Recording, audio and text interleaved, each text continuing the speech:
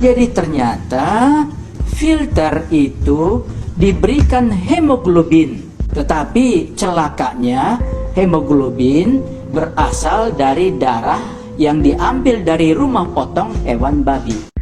Ketua Komisi Nasional Pengendalian Tembakau atau Komnas PT, Dr. Hakim Sarimuda Pohan mengungkapkan bahwa dalam filter rokok yang banyak digunakan di Indonesia terkandung bahan yang berasal dari darah babi. Hemoglobin atau protein darah babi digunakan dalam filter rokok untuk menyaring racun kimia agar tidak masuk ke dalam paru-paru perokok, kata Dr. Hakim saat menjadi pembicara dalam dialog bahaya merokok bagi kehidupan berbangsa di Balai Kota Banjarmasin, Kalimantan Selatan. Dr. Hakim juga meyakini bahwa filter yang digunakan untuk rokok yang beredar di Indonesia merupakan filter impor yang mengandung komponen dari darah babi. Menurutnya, semua itu diketahui setelah adanya pernyataan yang diungkapkan ahli dari Australia atau Profesor Kesehatan Masyarakat dari Universitas Sydney, Simon Chapman. Profesor Simon Chapman menyatakan itu merujuk pada penelitian di Belanda yang mengungkapkan bahwa 185 perusahaan berbeda menggunakan hemoglobin babi sebagai bahan pembuat filter rokok. Profesor di Australia memperingatkan kelompok agama tertentu terkait dugaan adanya kandungan sel darah babi pada filter rokok. Profesor Simon Chapman juga menyatakan sekali lagi bahwa itu merujuk pada penelitian di Belanda yang berhasil mengungkapkan bahwa 185 perusahaan berbeda menggunakan hemoglobin babi sebagai bahan pembuat filter rokok. Menurut Dr. Hakim, sudah seharusnya umat muslim yang mayoritas di Indonesia ini menjauhi barang yang nyata-nyata dilarang dalam agama. Bukan hanya kaum muslim, tetapi kaum Yahudi juga melarang pemanfaatan babi untuk keperluan seperti filter rokok ini.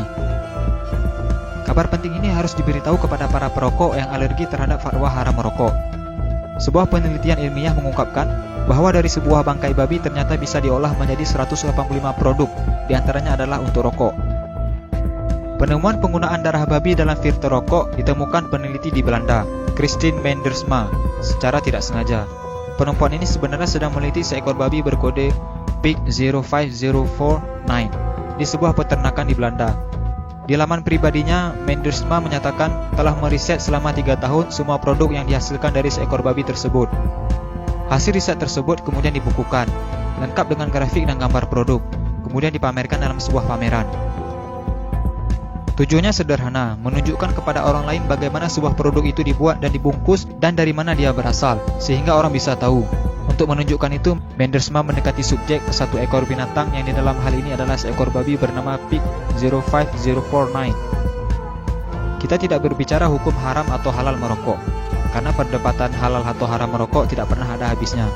Kami hanya menyampaikan informasi penting ini agar para perokok bisa berpikir lebih jauh tentang filter rokok yang menggunakan darah babi. Jangan lupa sukai Mozaik Karim, lalu klik tombol ikuti, lalu klik sekali lagi tombol ikuti, lalu pilih lihat dahulu, agar kalian tidak ketinggalan video-video menarik lainnya setiap hari. Jangan lupa di-share juga video ini ya guys, agar teman-teman kalian tidak ketinggalan informasi penting ini. Terima kasih.